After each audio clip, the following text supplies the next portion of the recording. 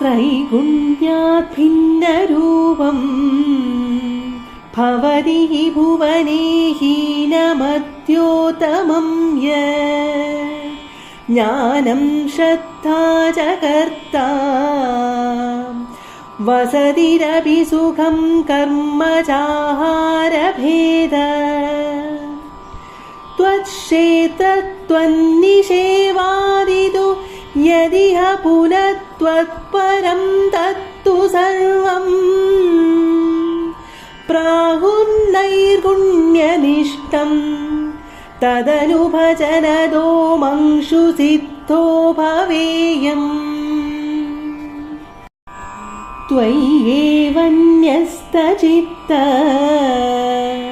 സുഖമയി വിചരൻ സർവചേഷ്ടാ ത്വദർത്ഥം ത്വദ്ഭക്തൈ സേവ്യമാനാൻ അഭിചരിതചരാനാശ്രയൻ പുണ്യദേശാ ദസ്തൗ വിപ്രേ മൃഗാദീഷു അഭി ച സമമതിർമുച്യമാനാവമാന സ്പർദ്ധാസൂയാദിദോഷ സതതമഖില ഭൂതേഷു സംപൂജയേ ത്വാം.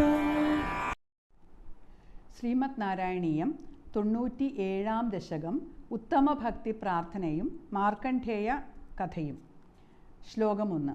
ത്രൈഗുണ്യാത് ഭിന്നരൂപം ഭവതി ഹി ഭുവനേ ഹീന മധ്യോത്തമം യത് ജ്ഞാനം ശ്രദ്ധാ ച കർത്താ വസതിരഭിസുഖം കർമ്മ ചാഹാരഭേദ ത്വക്ഷേത്ര ത്വന്നിഷേവാദിതു യദിഹ പുന ത്വത്പരം തത്തു സർവം പ്രാഹേർ നൈർഗുണ്യനിഷ്ഠം തദനുഭജനദോ മംഷു സിദ്ധോ ഭവേയം.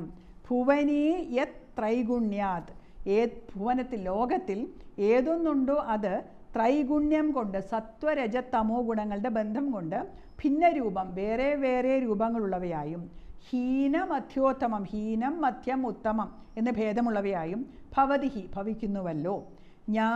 ജ്ഞാനവും ശ്രദ്ധാച ശ്രദ്ധയും കർത്താവും വസതി വാസസ്ഥാനവും സുഖം കർമ്മ സുഖവും കർമ്മവും ആഹാരഭേദങ്ങളും അപ്രകാരം തന്നെയാണ് ഭവിക്കുന്നത്. ഇഹത്തു ഇവിടെയാകട്ടെ പുനഃ വീണ്ടും ത്വക്ഷേത്ര ത്വന്നിഷേവാദിതു നിന്റെ ക്ഷേത്രം നിന്നെ സേവിക്കൽ തുടങ്ങിയവയാകട്ടെ യത് ത്വത്പരം തത്തു സർവം ഏതൊന്ന് നിന്നെ സംബന്ധിക്കുന്നതാണോ തത്തു സർവം അതെല്ലാം നൈർഗുണ്യനിഷ്ഠം നിർഗുണാവസ്ഥയിൽ സ്ഥിതി ചെയ്യുന്നത് എന്ന് പ്രാഹു പറയുന്നു. തത് അനുഭജനത അവയെ അനുഭജനം ചെയ്തുകൊണ്ട് മംഷു വേഗത്തിൽ സിദ്ധാഭവേയം സിദ്ധനായി ഞാൻ ഭവിക്കാം. ശ്രീഭാഗവതം ഏകാദശ സ്കന്ധത്തിലെ 25-ാം അധ്യായത്തിലെ ഭഗവാൻ ഉദ്ധവന് പറയുന്ന കാര്യങ്ങളാണ് ഇതിൽ പറഞ്ഞിരിക്കുന്നത്. സത്വഗുണം, രജോ ഗുണം, തമോ ഗുണം എന്ന ഗുണങ്ങളെ 3ആയിട്ട് തിരിക്കാം. ഇവ പലതരത്തിലും കൂടി ചേർന്നതാണ്. പ്രപഞ്ചത്തിലുള്ള എല്ലാ വസ്തുക്കളും ജീവികളും പ്രതിഭാസങ്ങളും ഇവ കൂടി ചേർന്നുണ്ടായതാണ്. അപ്പം ഗുണഘടനയെ ആശ്രയിച്ച് ഉത്തമം മധ്യമം അധമം എന്ന് 3ആയിട്ട് ഇതിനെ തിരിക്കാം. സത്വഗുണം അധികമുള്ളത് ഉത്തമം, രജോ ഗുണം അധികമുള്ളത് മധ്യമം, തമോ ഗുണം അധികമുള്ളത് അധമം. ഈ വേർതിരിവ് ജ്ഞാനം, ശ്രദ്ധ, കർത്താവ്, വസതി, സുഖം, കർമ്മം, ആഹാരം എന്നിവയ്ക്കെല്ലാം കൽപ്പിക്കാം. ജീവിതത്തിൻ്റെ എല്ലാ ഭാവങ്ങളിലും ഉത്തമ മധ്യമ അധമ വിഭാഗം കൽപ്പിക്കാമെന്ന് സാരം. ഉത്തമം മധ്യമം അധമം എന്ന വിഭാഗത്തിന് വഴങ്ങാത്ത ഒരു തുരീയ ഭാവവുമുണ്ട്. ഗുണങ്ങൾക്ക് അതീതമായ ഭാവത്തെയാണ് ആചാര്യന്മാർ നിർഗുണം എന്ന് പറയുന്നത്. ഭഗവാനിൽ നിഷ്ഠമായ ജ്ഞാനവും ശ്രദ്ധ തുടങ്ങിയവയും നിർഗുണമാണ്, ഗുണാതീതമാണ്. ഭഗവത് സേവ, ഭഗവത് ക്ഷേത്രം, ഭഗവത് ഭജനം, ഭഗവാനുമായി ബന്ധപ്പെട്ട കഥകൾ, വസ്തുക്കൾ, മുദ്രകൾ, അലങ്കാരങ്ങൾ, ചിന്ത, പ്രവൃത്തി എന്നിവയെല്ലാം നിർഗുണവും ഗുണാതീതവുമാണ്. നൈർഗുണ്യനിഷ്ഠം എന്ന് പറയുന്നവയെ ഭജിച്ചുകൊണ്ട് ഞാൻ സിദ്ധനായി കൊള്ളാം, അതിനനുഗ്രഹിക്കണമേ എന്ന് പ്രാർത്ഥിക്കുന്നു. ശ്ലോകം 2.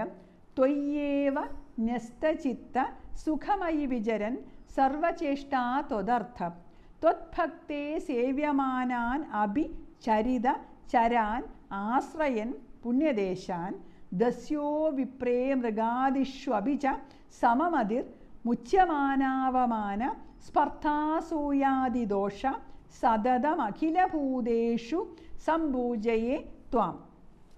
ഐ അല്ലയോ ഭഗവാനെ, ത്വയ്യേവ നിന്നിൽ തന്നെ, ന്യസ്തചിത്ത മനസ്സ് ഉറപ്പിച്ചവനായിട്ട്, സുഖം വിചരൻ സുഖമായി സഞ്ചരിക്കുന്നവനായിട്ട്, സർവചേഷ്ടാ ത്വദർത്ഥം എല്ലാ ചേഷ്ടകളും നിന്നിൽ അർപ്പിക്കുന്നവനായിട്ട്, ത്വത്ഭക്തേ സേവ്യമാനാൻ നിന്റെ ഭക്തന്മാരാൽ സേവിക്കപ്പെടുന്നവയും, ചരിതചരാൻ പണ്ട് സഞ്ചരിച്ചവയുമായ പുണ്യദേശാൻ പുണ്യദേശങ്ങളെ, ആശ്രയൻ ആശ്രയിക്കുന്നവയുമായിട്ട്, ദസ്യൗ കള്ളനിലും, വിപ്രനിലും, മൃഗാദിഷു മൃഗം തുടങ്ങിയവയിലും, സമമായ ബുദ്ധിയുള്ളവനായിട്ട്, മുച്യമാന അവമാന സ്പർദ്ധ അസൂയ ആദിദോഷ ഉപേക്ഷിക്കപ്പെട്ട മാനം അവമാനം സ്പർദ്ധ അസൂയ തുടങ്ങിയ ദോഷങ്ങളോട് കൂടിയവനായിട്ട്, സതതം അഖിലഭൂതേഷു എപ്പോഴും സർവഭൂതങ്ങളിലും, ത്വാം സംപൂജയെ നിന്നെ പൂജിച്ചു കൊള്ളാം. ത്രിഗുണങ്ങൾക്ക് അതീതനായി സിദ്ധനായി തീർന്ന കാര്യം മുൻ ശ്ലോകത്തിൽ പറഞ്ഞു. അപ്രകാരമുള്ള ഭക്തൻ്റെ ജീവിതചര്യ ശ്ലോകത്തിൽ വിവരിക്കുന്നു. മനസ്സ് സദാ ഭഗവാനിൽ ഉറപ്പിച്ച് സഞ്ചരിക്കുന്ന ഭക്തൻ തൻ്റെ എല്ലാ പ്രവൃത്തികളും ഭഗവാനിൽ അർപ്പിക്കുന്നു.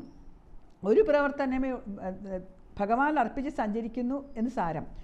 ഒരു പ്രവർത്തനമേ ഉള്ളൂ ഭഗവത് ആരാധന. അതിൻ്റെ ഘടകങ്ങളായിട്ട് എല്ലാ പ്രവൃത്തികളും പരിണമിക്കുന്നു. പ്രപഞ്ചത്തിലെ ഓരോ അണുവിലും ഭഗവാനെ കാണാൻ ഭക്തന് കഴിയും. എങ്കിലും ഭഗവാന്റെ ഭക്തന്മാർ കൂടുന്ന പ്രദേശങ്ങൾ ഭഗവാന്റെ സാന്നിധ്യം കൂടുതലുള്ളതുകൊണ്ട് അങ്ങനെയുള്ള സ്ഥലങ്ങളെ ഭക്തൻ തീർത്ഥസ്ഥാനമായിട്ട് കണക്കാക്കും. ഭക്തന്മാർ മുമ്പ് വസിക്കുന്ന സ്ഥാനങ്ങളും ഭക്തന് പവിത്ര സ്ഥാനങ്ങളായിരിക്കും. കള്ളന്മാരും വിപ്രന്മാരും മൃഗങ്ങൾ, പക്ഷികൾ, കീടങ്ങൾ തുടങ്ങിയവയും തമ്മിൽ ഭക്തന് വ്യത്യാസമൊന്നും തോന്നുകയില്ല. എല്ലാ ഭഗവാന്റെ തന്നെ രൂപങ്ങളാണെന്ന ബോധം ഉറയ്ക്കുമ്പോൾ ഗുണദോഷ വിചാരത്തിന് പ്രസക്തി ഇല്ലാതാകുന്നു. മനുഷ്യർ വിശേഷബുദ്ധിയുള്ളവരും ശ്രേഷ്ഠരുമാണെന്നും പക്ഷിമൃഗാദികളും ചെറുകീടങ്ങളും താഴ്ന്നവയാണെന്നുള്ള ധാരണ എല്ലാവർക്കുമുണ്ട്. എല്ലാത്തിലും ഭഗവാനെ ദർശിക്കുന്ന ഭക്തന് ഇത്തരം ഉച്ചനീചഭാവങ്ങളൊന്നും കാണുകയില്ല. മനുഷ്യജീവിതത്തിൽ മാനം, അവമാനം, സ്പർദ്ധ, അസൂയ തുടങ്ങിയവ ഒഴിവാക്കാൻ എളുപ്പമല്ല. സമഭാവന ഉള്ള ഭക്തന് ഇത്തരം ദോഷങ്ങൾ ഉണ്ടാവുകയില്ല. എല്ലാ ഭൂതങ്ങളിലും ആ ഭക്തൻ ഭഗവാനെ കാണുന്നു. പ്രപഞ്ചത്തിലെ എല്ലാ വസ്തുക്കളും പ്രതിഭാസങ്ങളും ഭക്തന് പൂജാ വിഷയങ്ങളാണ്. അങ്ങനെയുള്ള ഭക്തനായി എല്ലാത്തിലും ഭഗവാനെ പൂജിച്ചു കൊള്ളാമെന്ന് കവി ഈ ശ്ലോകത്തിൽ തീരുമാനിക്കുന്നു. ഭക്തിയുടെ ഉന്നത തലങ്ങളിലേക്ക് ഈ ശ്ലോകം അനുവാചകനെ നയിക്കുന്നു.